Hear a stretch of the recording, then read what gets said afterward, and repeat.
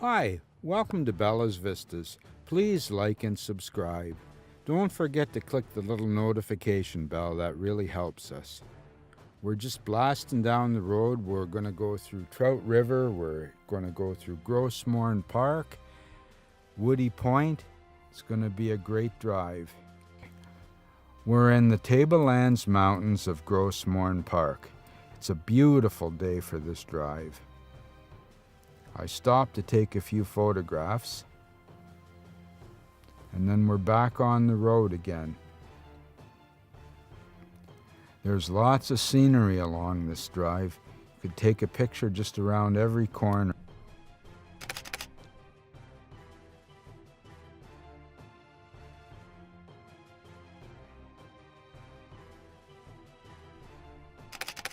This is Trout River. There's some interesting fishing cabins along the water.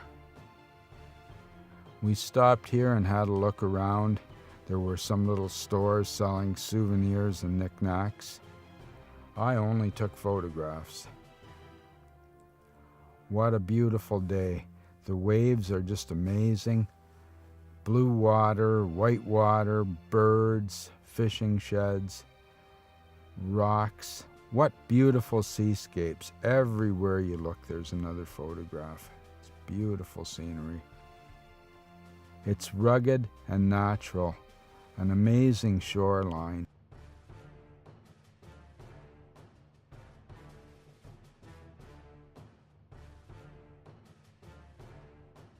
Here's the lighthouse at Woody Point. I've been photographing this lighthouse since 1973.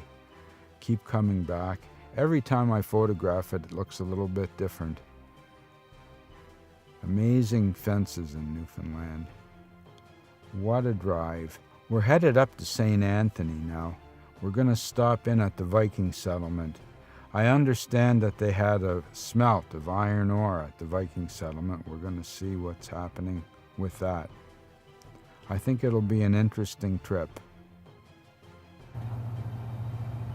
Well, we're driving along the northern Newfoundland coast. We're headed to Lanse aux Meadows, the Viking settlement. Check that out again. I haven't been there for a few years. It's kind of nice just driving along the ocean. Here we are at Arches Park. We're going to camp out here overnight. We'll see if we get some sunset through the rocks. There's some big arches here. There's a lot of burned trees as well, but the main thing here is these arches through the rocks, and you can watch the sunset through the arches. The sea was pretty rugged, some driftwood and rocks along the shore. I really like camping here. I slept so well there with the sound of the ocean, and it was nice and cool. Had to have a sleeping bag, and you know, we're in July, so it's pretty interesting weather here. The shore, I just can't get enough of that sea.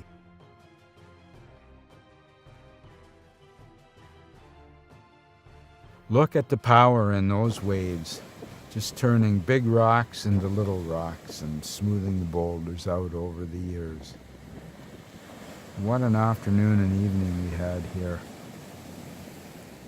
Watching the sun go down over the ocean, it's magnificent. Just shows the beauty and the power of nature. These rocks, who knows how long they've been there, how they got here. Glaciers, upheavals, earthquakes, and the sun. Every morning the sun comes up. It's unbelievable. Look at those waves. Just so peaceful,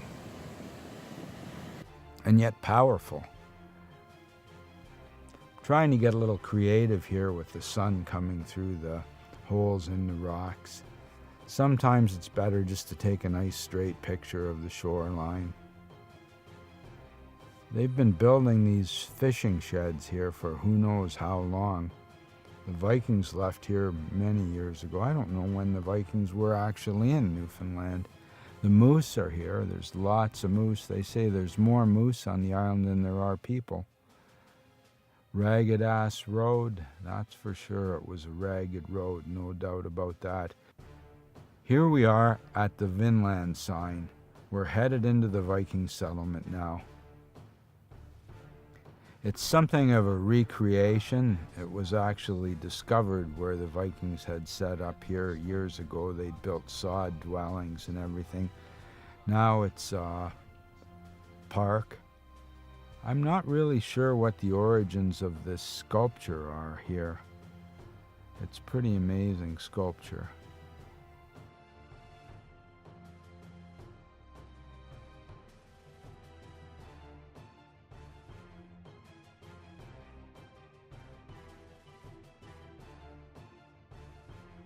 There's quite a view from the Viking Interpretation Center, and there's a walk where you can go along. There's a little brook here.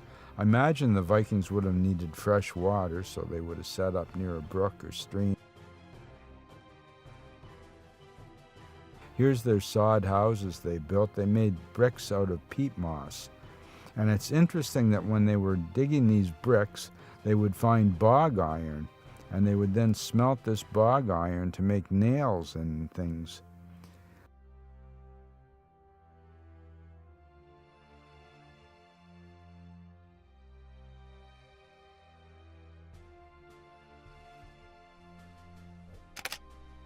This gentleman told me that the Vikings had been able to smelt 2 kilograms of iron, and they would have used that iron to make nails to build their shelters. 63 centimeters.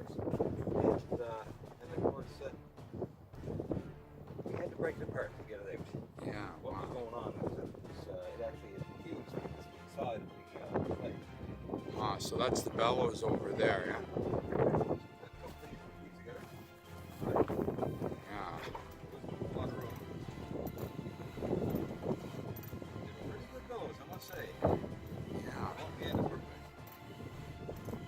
And they were actually smelting iron like this back in the Viking days. Wow. From the amount of clay and material that we found on the archaeological site, these slag and things like that. Of course, we probably crafted 2 kilograms of iron, and it was enough to make about 100 nails of ribbons. And that's what they were doing here. Now, mind you, this is not something that set anything on purpose. Okay, this is something that came by kind of happenstance, because when they cut about 10,000 of these peat bricks to build their houses, they're finding small pieces of naturally occurring bog iron. And I've got me around. I think we used up everything we had last yesterday. No, I don't have anything to call it. The bog iron is very simple, very small pieces. It looks like this. Now that's pieces like, but it's about the size of this. You can find little pieces of it all throughout the peat bogs. And anyhow, once you have enough together, after cutting all those peat bricks to build your house, of course, when we would gather up that bog iron, roast it, fire it, and make iron and put it out of slag. So that's where all this stuff is right here. This is all some of the slag that we tapped off yesterday. Right? So that's the impurities and stuff that's going to be, well, not really impurities, I suppose. Stuff like manganese, silica, it's all part of the bog iron. And this is the kind of stuff that we found on the archaeological site. Well, I say we, I mean the Ingstads in the 60s. And it tells us the concentration of iron that's in the area. And it also tells us about the environment. Wow. Well, it might take about 20 kilograms of bog iron to make 2 kilograms of iron. So 10 to 1. Yeah, probably 10%. Here's that sculpture again. To me, it looks a bit like a rhinoceros right there. There's the dwelling from a distance. There's these little chimneys built on the top. They had like a glass pane in to let light in, and then to let the smoke out of the building. Once again, the Newfoundland sky is just unbelievable. There's the Viking Interpretation Center. Some brooks in the area. The water was just beautiful and clean.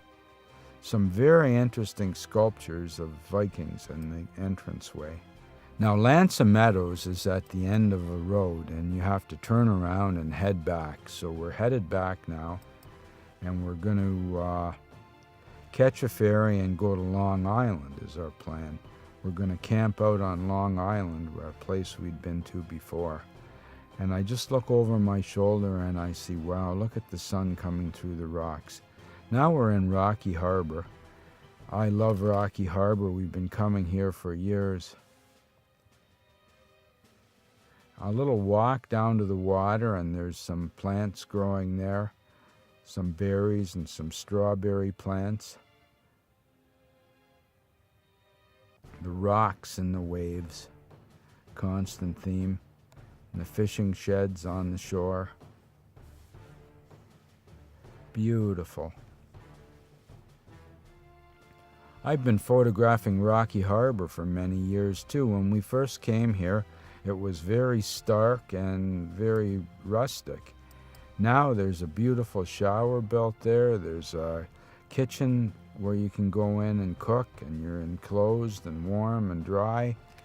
It's unbelievable, and the people are just wonderful. Park staff there was very, very helpful.